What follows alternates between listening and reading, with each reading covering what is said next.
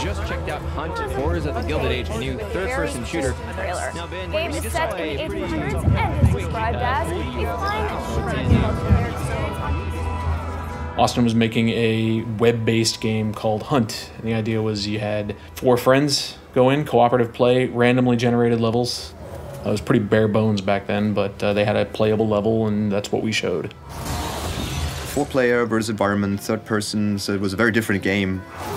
It was more like Left 4 Dead, an action brawler, you just blaze your way through zombie hordes. You're shooting everything in your way, and you're very much on a track, moving forward, trying to get to the next pace. They worked their asses off on that, and they've produced some really, really fantastic stuff.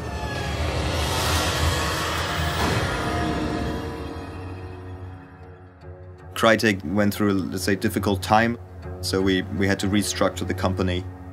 Unfortunately, that meant the closure of the Austin studio, and we moved Hunt then back to Frankfurt, where the main offices are.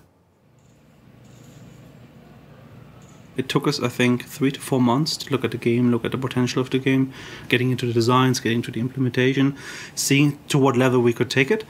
There was a game there. It was just a very different game to what the core competency in Frankfurt has been. 4 days ago, NASA picked up a high-frequency signal emanating from the center of the mountain. Frankfurt Studio has always been making the Crysis games. It's been making the Far Cry game before. This is where the first-person shooter skill set lies. Locate and evacuate. We've done really realistic games in the past, visually. Sandboxy games where you can freely pick your path and walk through the environment and be creative in it. And we try to go more in this direction. Keep the same name, same sort of setting and era, but the game would essentially be rebooted from the beginning. That is a hard decision to make, and that was not one we did very lightly. You have to match the project with the team. And if the team brings a certain amount of skill set, but the project requires a different skill set, either you need to now adapt to that, which means you need to hire specialists that fill the gap, or retrain people, or you change the project. And we opted for changing the project.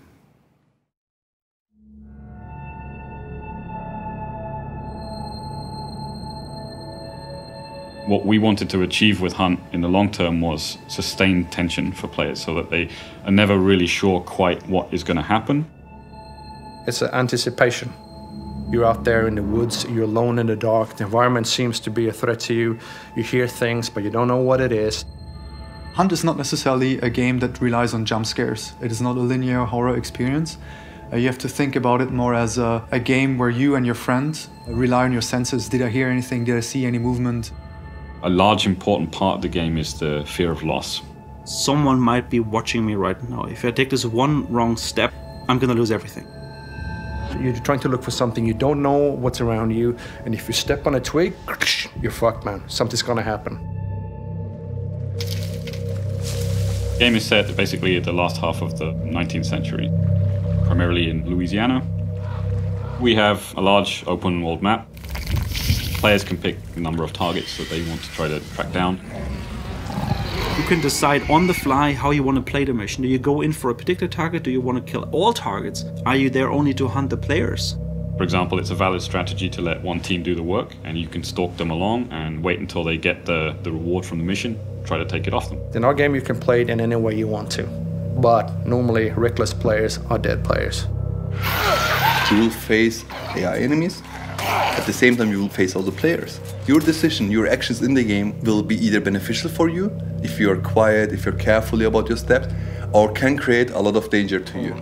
Be very, very quiet and tell if you're frustrated. The bosses have left traces in the maps, and that means that also people are looking for the same tracks and they're going after the same stuff, and you're going to encounter other players there. You're way too visible now. Get some cover. You're trying to follow the track of the boss you're hunting down, and all of a sudden you're hearing that thing that sticks out that you know is not AI. So you see birds rising up somewhere. Maybe player triggered them. You hear some distant gunshots. You see some flashes in the woods. And that is the moment where you go like, okay, buddy, there's a player. I heard somebody reloading. Somebody's fiddling with some lock. Somebody's opening a gate. Somebody walked too close to some dog kennel. There's somebody around me and I don't know where it is. So the resupply center is over here. Your voice is casted out in a proximity around you. So if you're too far away from your partner, suddenly they can't hear you. If you're too close to an enemy, suddenly they can. And the most scary moments of this game is when I'm in some dark bush, bush somewhere, and I'm hiding around, and I'm just hearing people moving, talking. And I don't want to move. If I make the wrong call, I'm dead immediately. We have like this concept of the darkness. It's like a detective mode, a dark side mode, where you can kind of see like the weird things happening in the world. It's a bit like Star Wars, when you can feel the Force, right? Because you can see things in the environment. It's going to benefit you on your way to track the monsters.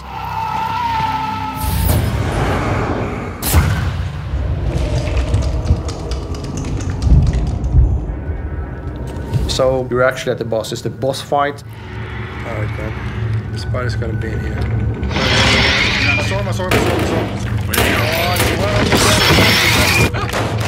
Then you have the kill and the banishing phase. The banishing phase is a defensive mission. It takes a little bit of time to open a portal to hell and send the boss back, which will send a signal to the whole map. Somebody is doing something over there. We call it the hunter becomes the hunted. Dogs, back. There's a guy coming in the southwest. And the boss will leave a token, which you will take up. Now you need to get the fuck out of dodge. Let's go. You should submission and we kill him. Quick, the other guys are still behind us. Let's keep going. Go. Run. You take off my headphones after a play session, and I'm just, you know, I'm looking around and I'm catching my breath. We're here with Magnus and Chris, and we're going to be talking about Hunt Showdown. This is the kind of game that I enjoy playing, and I think that's probably the best situation to be in when you're working on something. Being able to work on the product you would really like to play yourself day in and out. This is a great opportunity. This game was all about gameplay. It was gameplay first from day one on, and we played very ugly looking maps that were just grey boxes most of the time until it was fun. When you talk about your game and then you say it will be intense, it will be risk-reward and stuff like that, yeah, that's what producers and people say, right, when they do a game. But seeing people that are not critic and you will hear a lot of people saying, fuck, and like, dude, and what the fuck? Well, how can I play this? I want to play this. There's nothing quite like it out there. I mean, it's from somebody who plays a lot of games. I mean, this is a unique game. Crytek has a reputation for these visual things and the visual fidelity and stuff, but everybody here is a gamer. So within the team, there couldn't be more agreement upon making a fun game.